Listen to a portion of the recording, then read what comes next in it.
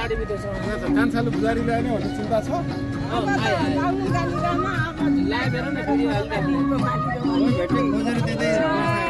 बागलुङ कालिका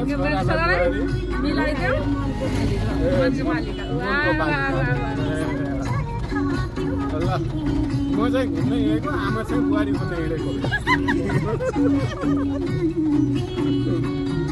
दिदी के चाहियो? बुहारी सन्दीप सर तपाईँ के चाहियो? म त एक प्लेट मोमो आयो हुन्छ भन्नुभएको थियो क्या।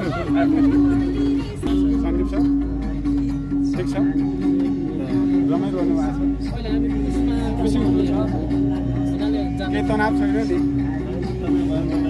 ओके, त्यही त तनावै मजमा नै तनाव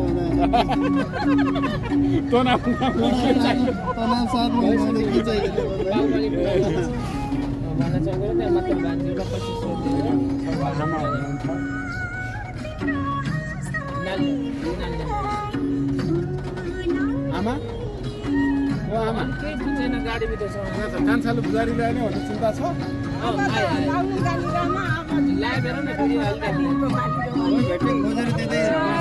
आमासँग अनि आज म सँगसँगै सहयात्रामा दिदी हुनुहुन्छ। आमा र दिदीसँगको आजको यात्रा काठमाडौँदेखि मुस्ताङभन्दा पनि माथि उपल्लो मुस्ताङ अथवा लोमाङथाङसम्मको यो यात्रा। अब यो लामो पुलबाट हामी बागलुङ कालिका मन्दिर पुग्छौँ, त्यहाँबाट हामी मुक्तिनाथ दर्शन गर्छौँ। त्यहाँभन्दा माथि हिमाली जिल्ला मुस्ताङको उपल्लो मुस्ताङ, त्यहाँको भूगोल, संस्कृति र समाजसँग हामी परिचित हुँदै आजको यात्रालाई हामी समापन गर्नेछौँ।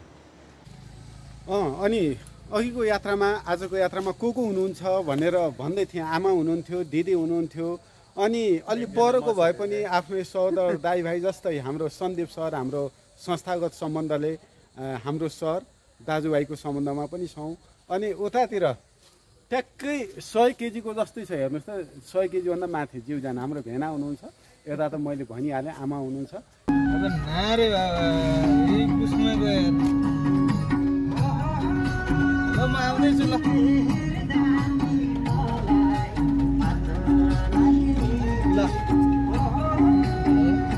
ओके, हाम्रो गाडी स्टार्ट भइसकेको छ। अबको यात्रा हाम्रो बागलुङ कालिका मन्दिर, जोमसोम, लेटे हुँदै मुक्तिनाथ, त्यसपछि माथिल्लो मुस्ताङ, अप्पर मुस्ताङसम्म।